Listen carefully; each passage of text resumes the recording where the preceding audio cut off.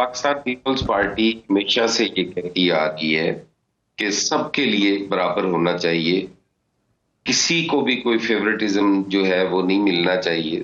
तमाम political parties को बिना किसी भी जमात को दीवार से लगाए बगैर उसको सियासत करने का हक होना चाहिए, और पॉलिटिकल पार्टीज को भी अपना कोई कोड ऑफ कंडक्ट जो है वो होना चाहिए, जैसे हमने भी किया चार्टर ऑफ डेमोक्रेसी।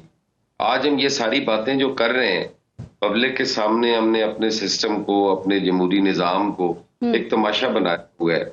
इसमें तो कोई दो राय नहीं है कि 2017 में तहरीक को, इमरान खान साहब को इस तरह खड़ा किया गया कि वो एक ताकत महसूस होने लग पड़े, और फिर उसके रिजल्ट्स भी आए।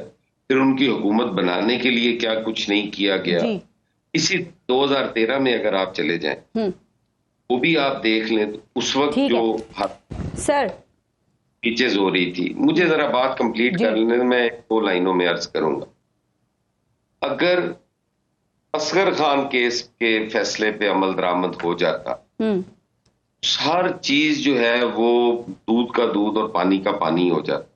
इस मुल्क के अंदर कब इस सिस्टम को कमजोर नहीं किया गया, आईजी बनती किसी ने नहीं देखी। ठीक, सारा कुछ हुआ, यहाँ इत्तेहाद बने। पीपल्स पार्टी को तो तोड़ने की कोशिश वो नेशनल पीपल्स पार्टी बना दी गई।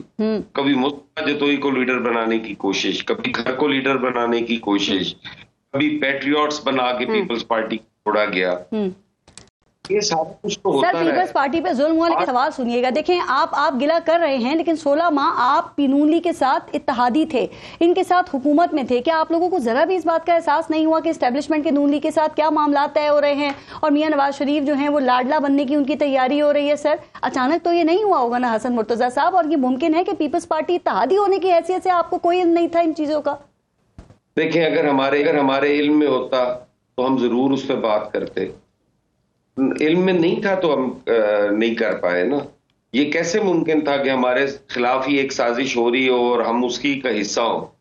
तो इसका मतलब है कि हम उसका हिस्सा नहीं हो सकते। सर, ये कब शुरू हुआ? 4 महीने पहले, 6 महीने पहले? कब आप लोगों को एहसास हुआ? ये जब भी हुआ ये फेवरेटिज्म हमें कभी नहीं मिला। ये हम कह सकते हैं।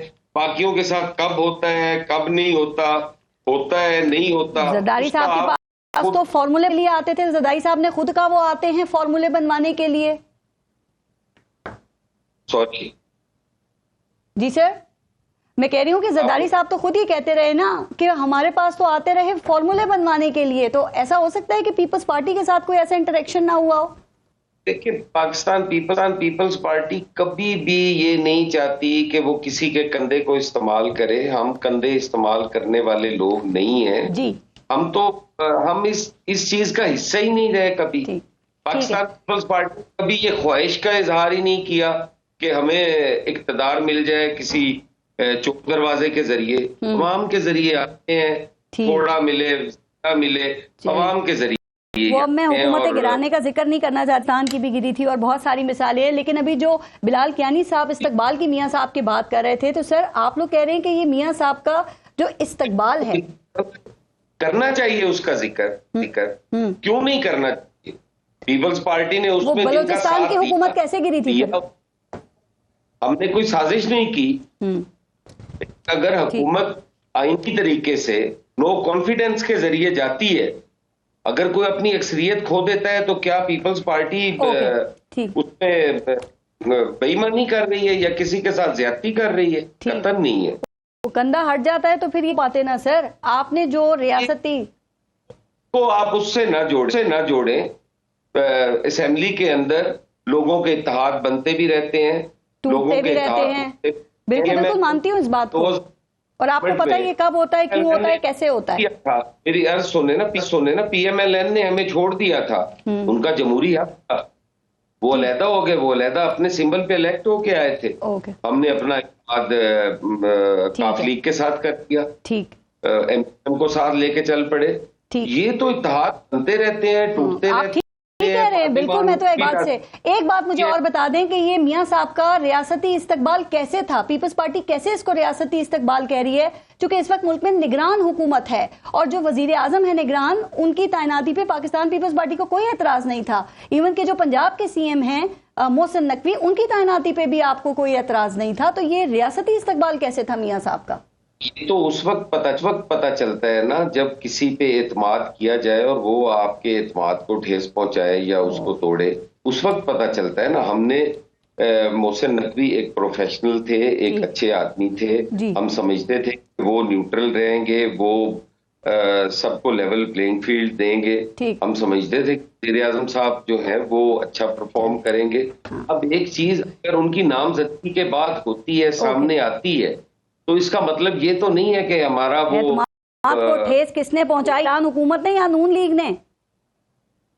जी, आपके एतमाद को किसने ठेस पहुंचाई? निगरान हुकूमत ने या नून लीग ने? आप बात कर रहे हैं मोहसिन नकवी साहब की, जवाब ले रही हैं नून लीग का। आपने बात ये की थी, शायद आपको भूल गई है, कि मोहसिन नकवी साहब को आप लोगों ने नामजद किया था। मैं उसका जवाब दे रहा हूं कि हमारा इंतखाब जो था वो गलत नहीं था। मोहसिन नकवी आज भी एक अच्छे इंसान है। सर, आपने अभी अपनी गुफ्तगू किया, आपने ये बात कही कि एतमाद को ठेस पहुंचाई, तो मैं कह रही हूँ किसने आपके एतमाद को ठेस पहुंचाई है? हमने मोहसिन नकवी साहब की आप बात नहीं कर रही थी? मैंने दोनों की बात की है, निगरान वजीर आजम की भी और आपकी भी, और दोनों में आपकी रजामंदी शामिल थी। तो हम कह रहे हैं रजामंदी शामिल थी। हम कब कह रहे हैं नहीं थी? तो ठेस कैसे पहुंची? होने के बाद उनका कोई इस किस्म का होता है कि वो जानिबदारी का मुजाहरा करना शुरू कर दें, तो इसका क्या मतलब है? उससे पहला इंतखाब वो गलत हो गया था। आप इनकी इस बात से इत्तेफाक करते हैं कि एक को सहूलत दी जा रही है और दूसरे से इंतकाम लिया जा रहा है, कोई रिलीफ नहीं दिया जा रहा? दोनों को रिलीफ मिलते रहे जी, दोनों को सहूलतकारी होती रही है। अब वो एक दूसरे पे इल्जाम तराशी कर रहे हैं, मैं तो उस चीज का हिस्सा नहीं हूँ। मैं तो ये कहूंगा कि हम तो 11 साल तक हमें तो बेल नहीं मिली। हमने 11 साल जेलें काटी हैं जी। जिन जुराइम की इतनी सजा नहीं बनती थी टोटल, हमने उसमें भी सजा से ज्यादा काटी है हवालात, और हमने कभी ये गिला नहीं किया। और पिछले दौर में अगर आप देखें, फरियाल बीबी को ईद की रात हॉस्पिटल से उठाकर जेल में डाल दिया गया था। होता रहा है बिल्कुल, जिसका अभी मेरे दोस्त कह रहे थे कि खान साहब की जो स्पीच थी अमेरिका में, पुरानी स्पीच थी, अदालतें दी हैं। आज अगर ये चीज मद्देनजर रखते कि ये बुरा वक्त किसी पे भी आ सकता है, इंतकाम का निशाना किसी को भी बनाया जा सकता है, तो कतन भी ये कुछ ना करते, अदालतों पे छोड़। सर, आप पीपल्स पार्टी क्या इस वक्त इनके साथ ठीक हो रहा है या गलत हो रहा है? क्या ये साइफर का जो केस है ऑफिशियल सीक्रेट एक्ट का मुकदमा है या नहीं है, जो कि पीटीआई कह रही है कि भाई ये नहीं है, कुछ ऐसा नहीं हुआ? देखिए जी, ये भी पॉलिटिकल विक्टिमाइजेशन है। नून के साथ थी और हमारे साथ तो थी ही थी। हम कहते थे कि नैब का कानून काला कानून है और वो पॉलिटिकल गिनरिंग के लिए बनाया गया है, बाजू मरोड़ने के लिए बनाया गया है। आज वो बातें साबित हो रही हैं।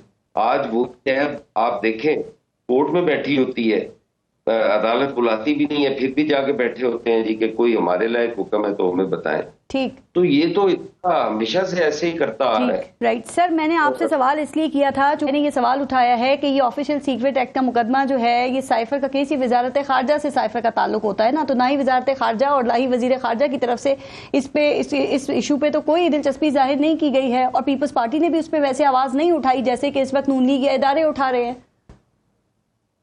नहीं, पीपल्स पार्टी तो हमेशा जुल्म को जुल्म कहती रही है जी। हम तो हमेशा आवाज उठाते रहे। हम तो कहते हैं कि जो लोग इंतहा पसंद की सियासत नहीं करना चाहते और वो पीटीआई के अंदर शामिल है, बिल्कुल उन्हें सियासत का मौका मिलना चाहिए। ठीक है सर, बिल्कुल ठीक है। क्या सारे लोग जिम्मेदारी नहीं है उनको सियासत क्यों तंग की जा रही है कि वो सियासत नहीं कर सकते? अच्छा, वो साले पीटीआई अगर इंतखाबात से आप बाहर करते हैं तो इसका मतलब है कि उसकी शफाफियत पे उंगली आज से ही उठना शुरू हो जाएगी। आप किसी को दीवार के साथ तो ना लगाएं।